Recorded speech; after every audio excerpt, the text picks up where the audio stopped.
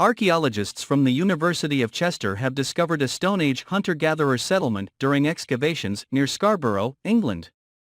During the Mesolithic or Middle Stone Age period, the settlement was situated on the shores of an island located in an ancient lake, which over thousands of years became buried in thick deposits of peat that gradually buried and preserved the site. Excavations have revealed a multitude of artifacts, including evidence of the animals that were hunted by their remains, tools and weapons made from bone and antler, and rare traces of woodworking. Dr. Nick Overton from the University of Manchester said, "It is so rare to find material this old in such good condition." The Mesolithic in Britain was before the introduction of pottery or metals, so finding organic remains like bone, antler and wood, which are usually not preserved, are incredibly important in helping us to reconstruct people's lives. A closer examination of the animal bones has shown that the people were hunting elk, red deer, beavers and water birds, which were butchered, and parts intentionally deposited into the wetlands around the settlement. Several of the bone and antler weapons appear to be decorated and were dismantled before also being deposited in the wetlands. This suggests that the inhabitants considered the hunt and butchering of their prey a sacred act, and had strict rules in the handling of animal remains and objects. Dr. Amy Gray Jones from the University of Chester, people often think of prehistoric hunter-gatherers as living on the edge of starvation, moving from place to place in an endless search for food, and that it was only with the introduction of farming that humans lived a more settled and stable lifestyle. But here we have people inhabiting a rich network of sites and habitats, taking the time to decorate objects, and taking care over the ways they disposed of animal remains and important artifacts. These aren't people that were struggling to survive. They were people confident in their understanding of this landscape, and of the behaviors and habitats of different animal species that lived there, added Gray. Archaeologists from the Kütahya Dumlupınar University have uncovered the heads of several Greek gods during excavations at ancient Izanoi, located in present-day Kavdarizer, Turkey. Izanoi was founded as a Phrygian city on the western end of the Phrygia kingdom. During the Hellenistic period, the city alternated between the hegemonies of the Pergamon and Bithynia kingdoms, and then came under Roman control in 133 BC. Its monumental buildings date from the early empire to the 3rd century AD, a period when Izanoi was an important political and economic center within the Roman province of Phrygia Pacatiana. After the 7th century AD, Izani fell into decline, with some of the buildings on the Temple Hill being converted during the Seljuk period, AD 1040 and 1157, into a citadel by Kavdar Tatars, which the recent settlement of Kavdarizer is named. Archaeologists from Kütahya Dumlupınar University were excavating within the vicinity of the Roman bridges that cross the Penkala stream, a tributary of the river Rindakos. The researchers found stone heads depicting the Greek gods, Eros, the god of love, Dionysus, the god of the grape harvest, winemaking, orchards and fruit, vegetation, fertility, insanity, ritual madness, religious ecstasy, festivity, and theater. The team also uncovered a near-complete statue, missing only half of its pedestal and 1 foot. The statue measures over 2 meters in height and depicts a male figure, although the team are yet to announce if it represents an important figure from Izanoi or a legendary hero or god. Previous excavations in 2021 also found stone heads within the vicinity of the latest discovery, where researchers unearthed the head of Aphrodite, the goddess of love, and Dionysus, and in 2020 archaeologists found a headless statue of Heracles, although the latest stone head of Heracles doesn't match the previous statue, suggesting that another statue is yet to be discovered. Commenting on the excavations, Professor Dr. Gökhan Kaskin from the Kütahya Dumlupınar University said, "During the excavation season of 2022, we uncovered many blocks belonging to the bridge with the works we carried out on the third bridge debris. In addition, we came across a sundial and many pieces of marble sculpture." Archaeologists have unearthed the remains of an ancient tavern that's nearly 5,000 years old in southern Iraq, the University of Pennsylvania announced last week. The find offers insight into the lives of everyday people who lived in a non-elite urban neighborhood in Southwest Asia, around 2700 BC, inside the public eating space which included an open-air area and a kitchen. Researchers with the University of Pennsylvania and the University of Pisa found an oven, a type of clay refrigerator called a zir, benches and storage containers that still held food. They also found dozens of conical-shaped bowls that contained the remains of fish, reports CNN's Issy Ronald. The tavern was discovered at Lagash, a 1,000-acre archaeological site that was a bustling industrial hub with many inhabitants during the early dynastic period. Researchers say Lagash was one of the largest and oldest cities in all of southern Mesopotamia. The site was of major political, economic and religious importance, says Holly Pittman, an archaeologist at the University of Pennsylvania and the Lagash project director, in a statement from the university. However, we also think that Lagash was a significant population center that had ready access to fertile land and people dedicated to intensive craft production. Researchers have been conducting the most recent round of Lagash excavations since 2019, but work at the site dates back to the 1930s. Over the past 4 years, researchers have used an array of high-tech techniques to better understand the site, including capturing drone imagery and conducting magnetometry analysis. They've also collected and studied sediment samples from as deep as 80 feet below the surface to understand the site's geological and geophysical evolution over the years.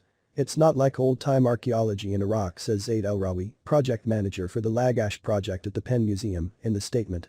We're not going after big mounds expecting to find an old temple.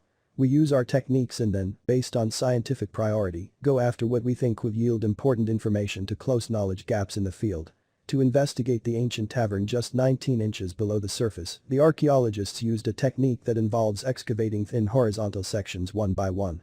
Discovering the tavern suggests that the society at Lagash included a middle class, in addition to enslaved individuals and elites. The fact that you have a public gathering place where people can sit down and have a pint and have their fish stew, they're not laboring under the tyranny of kings, says Reed Goodman, an archaeologist at the University of Pennsylvania, to CNN. Right there is already something that is giving us a much more colorful history of the city. The researchers' other discoveries at the site include an area where the city's ancient inhabitants once made pottery, complete with 6 ceramic kilns, benches and a table. They also found a domestic dwelling that contained a toilet and a kitchen. As you excavate, you analyze and create a story that we hope gets closer and closer to the reality of the past, says El-Rawi in the statement.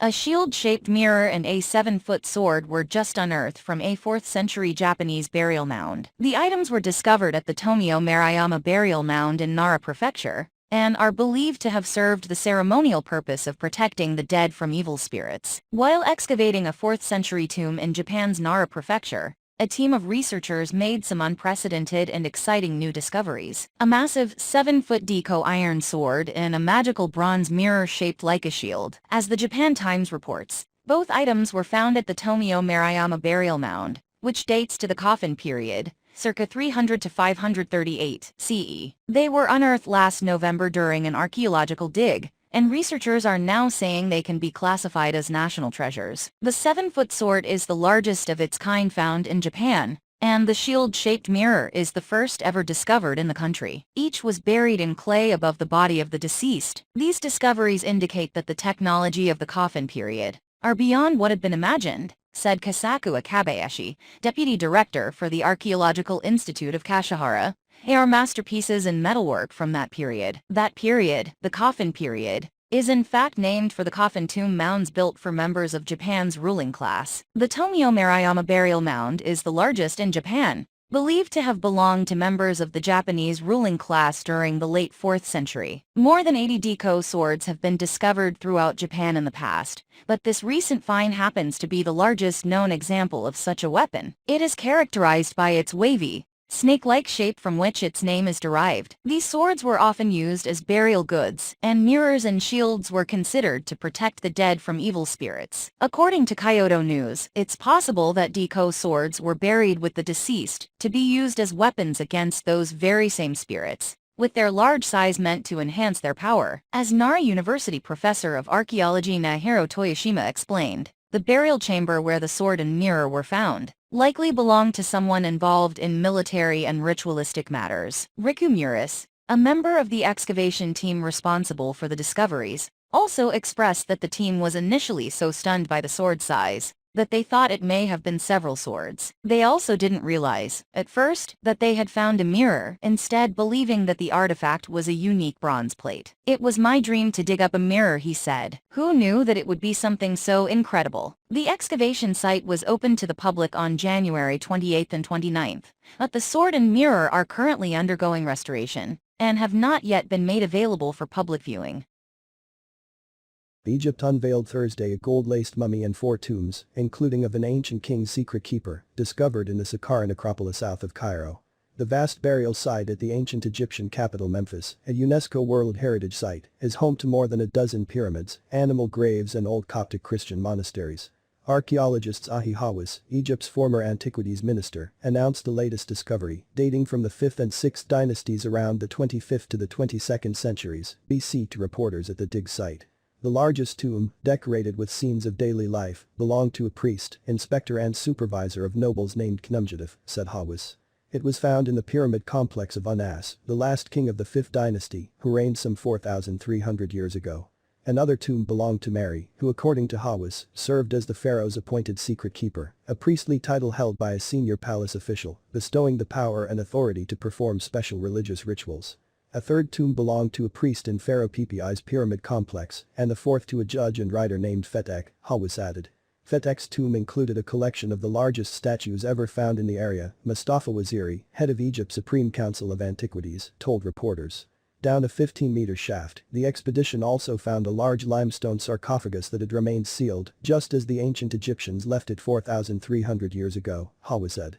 Inside was a mummy featuring gold leaf covering that belonged to a man named Hekaships, according to Hawass, who described it as one of the oldest and most complete non-royal mummies ever found in the country. Egypt has unveiled many major archaeological discoveries in recent years. Critics say the flurry of excavations has prioritized finds shown to grab media attention over hard academic research. But the discoveries have been a key component of Egypt's attempts to revive its vital tourism industry after years of political unrest, as well as after the COVID pandemic. The government's plans, the crowning jewel of which is the long-delayed inauguration of the Grand Egyptian Museum at the foot of the pyramids in Giza, aim to draw in 30 million tourists a year by 2028, up from 13 million before the pandemic.